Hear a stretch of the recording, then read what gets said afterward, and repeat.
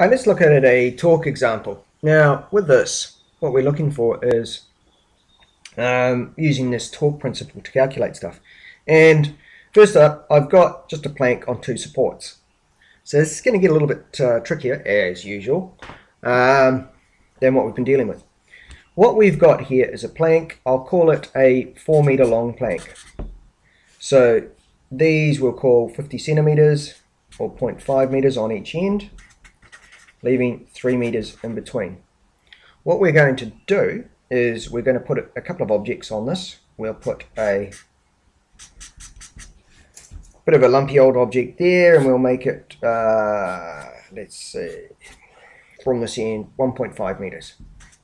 So it's actually 1 meter from that support there, and we'll make it 50 kgs. Right? We'll make the weight of the whole plank, so plank mass, MP, we'll make that equal to 10 kgs. And what we're going to want to know now is the forces. Now, first thing to do is to identify the forces. And we know that there's a weight force from the mass.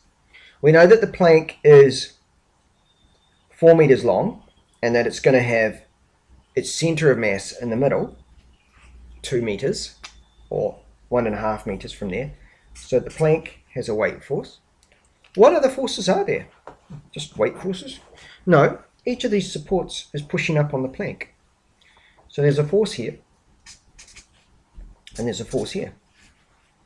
I'll call this one F1, the one on the left, and this one F2.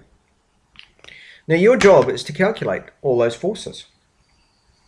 And the way we're going to do it is we're going to use our equilibrium principle. Equilibrium of linear forces. That means up forces must equal down forces. Otherwise you've got acceleration up or down, which we obviously haven't here. Left and right forces must equal and opposite. Otherwise we'll have an acceleration left or right, which we don't. So we need equilibrium of linear forces. And as we've been talking about, you need equilibrium of torque. Clockwise torque must equal anti-clockwise torque. And they're obviously in opposite directions, so they'll cancel out. So everything's got to cancel out. So we need to write the equations here. And the equations that we can write, ups equaling downs, meaning, and if I call this force of plank down, force of plank, force of mass, those are the down ones. So F of P plus F of M must equal F1 plus F2. All we've said there is the forces up must equal the forces down. That's our linear equilibrium equation. Now we need to do our torque equation. This is where, keep that diagram there, this is where basically we've got to say anti-clockwise torques must equal clockwise. Now this is again the tricky bit. You've got to decide a pivot point. It doesn't matter where you decide your pivot point, but it's best to decide it where one of the supports is. So I'm going to put my pivot point there. That's my pivot point. I could have chose anywhere, because basically this baby isn't going to pivot and it's not going to rotate. So it doesn't matter where we choose it. Now the reason I do that is because I've got to define my torques. And my torques are going to be around this pivot point. We've got a clockwise torque.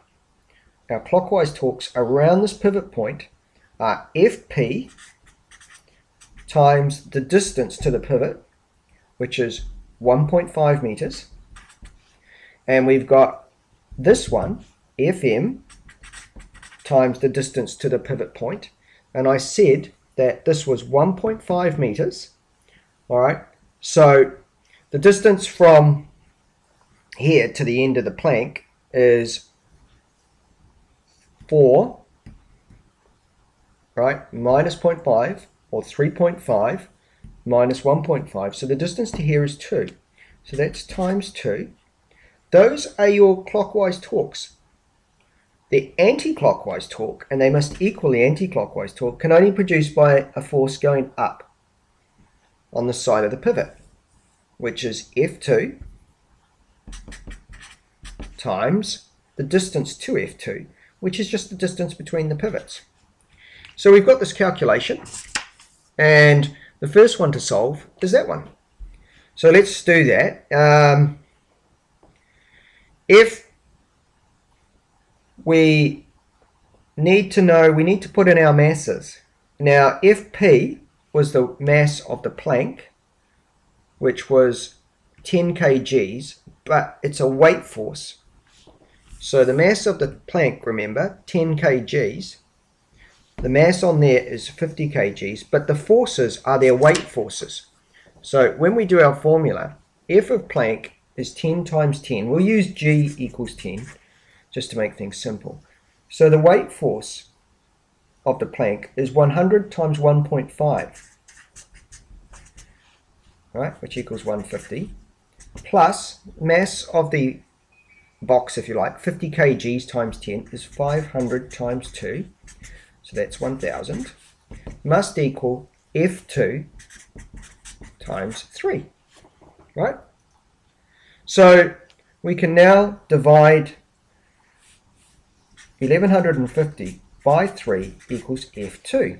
So we've got our first force, 1150 divided by 3, we've got 383.3 newtons. That's F2.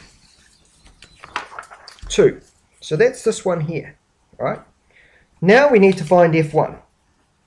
Now F1, we can use this equation here.